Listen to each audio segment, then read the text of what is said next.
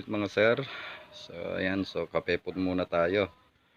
Okay, so magte-test po tayo ng barrel. So na-excite po ako. So yung purpose po ulit ng black barrel natin, pang islag po ulit yan mga sir. Okay. So ite-test po natin habang wala pa po yung receiver. Habang hinihintay pa, so sinalpak ko muna dito sa isa pang test natin. Okay, so ang gagamitin po natin Moonslug.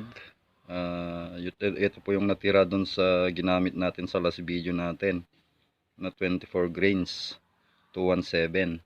Tapos may natira pa tayong 26.2 grains. Ayan mga sir, 217 fps. So susubukan natin. So natapos ko na kasing inayos to na nakatono po sa islag to mga sir. So ayan, so ito yung gagamitin natin pang test sa kanya at 25 meters. So titignan po natin kung paano ba yung tama po niya, at least at short range muna. So yung mga sir, stay tuned po. Okay, so yung mga sir, so try po natin.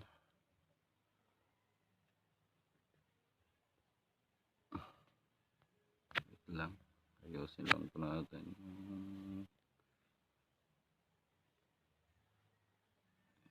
Clear ba?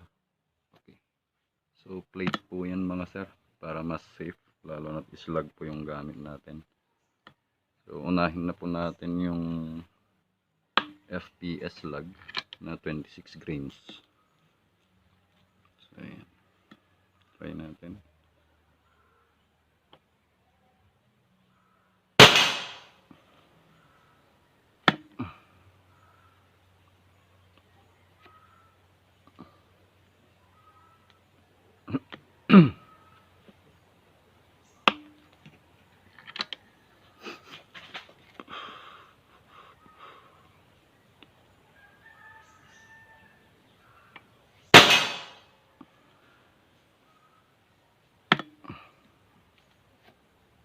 So maganda talaga mga sir.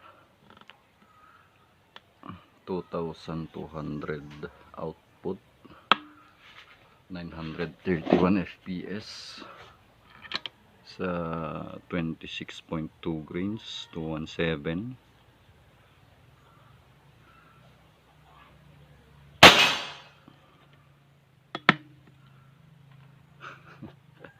Grabe lang, napakalakas po din nung recoil mga sir.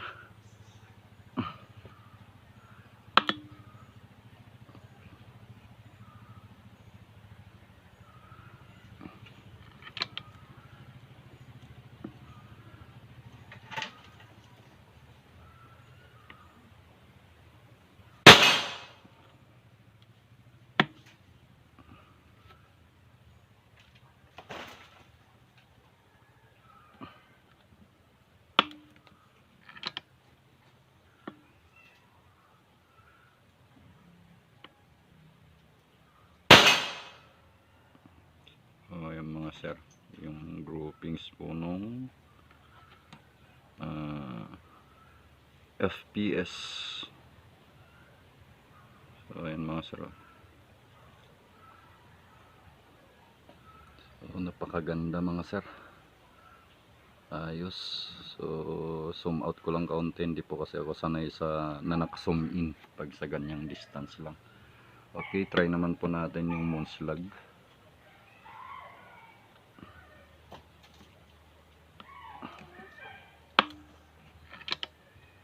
Okay, Moonslug. Yan na lang yung point of aim natin. Tingnan natin kung same ba sila o hindi. So hitting left na mataas kaunti mga sir yung Moonslug.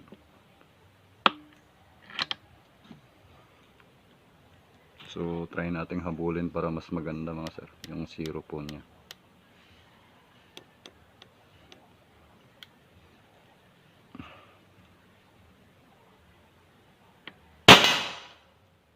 Maganda. maganda din mga sir. Kulang pa yung moonslag sa kanya.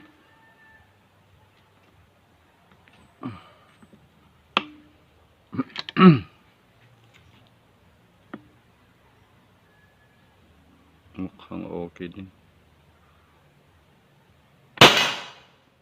Wow. Ayos din mga sir.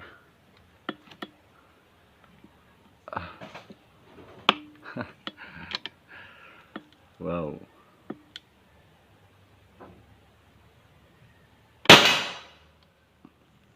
Grabe.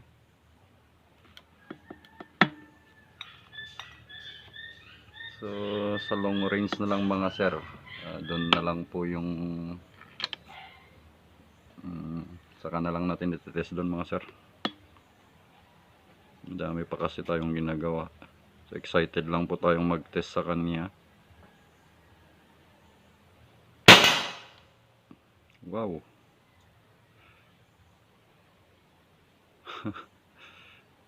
Maganda din mga sir yung moonslag po sa kanya talaga. Ayan no. Sa long range na lang po talaga magkakaalaman. Grabe. Isa pa.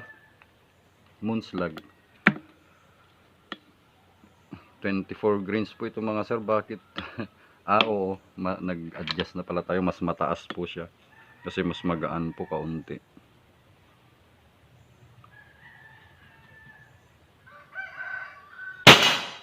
Ayun oh.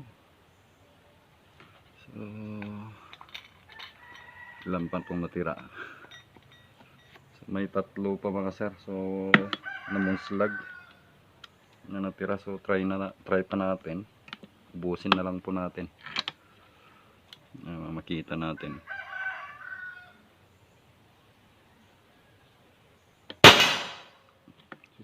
Grabe lang mga sir.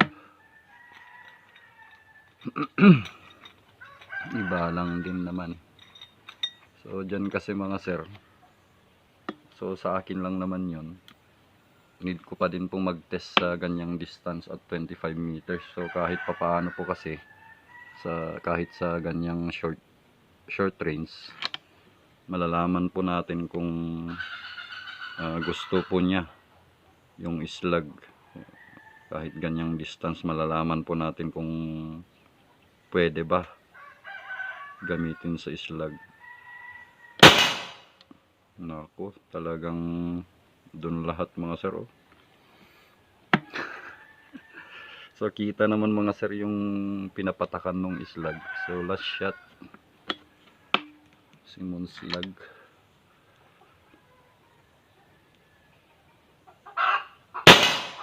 So ayan mga sir oh. Ayan po yung kulay nung pinapatakan lahat ng slag yan. Maganda mga sir, maganda. Maganda din yung moonslag sa kanya. Ito naman po si FPS. So balik natin yung 0. Try nga natin ulit si FPS mga sir. 26 grains. Nagbawas tayo kanina mga sir. Balik natin yung 0.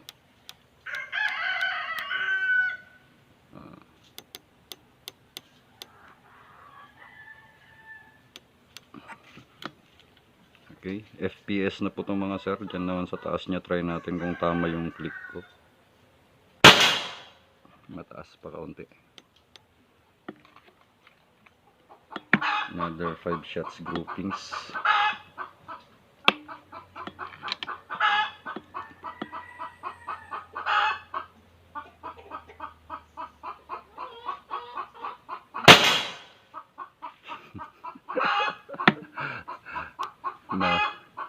Ayan. So pwede naman po sila mga sir, pero dito lang sa short range.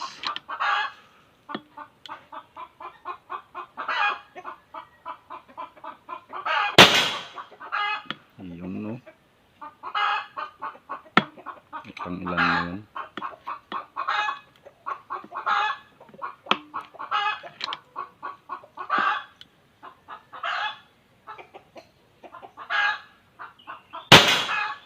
Grabe mga sir yan. FPS 26.2 grains. So last mga sir.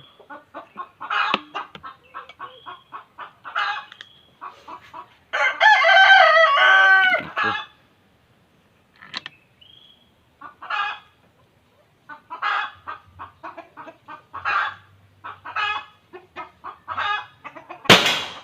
Ayun.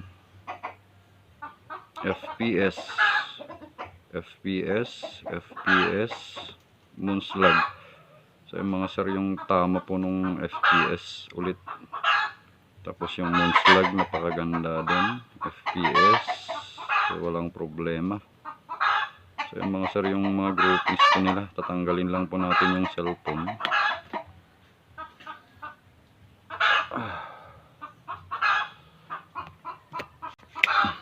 Ayan. Tinanggal lang po natin mga sir. Doon po yung target natin. Ayan. So ubos na po yung Moonslag natin. Okay.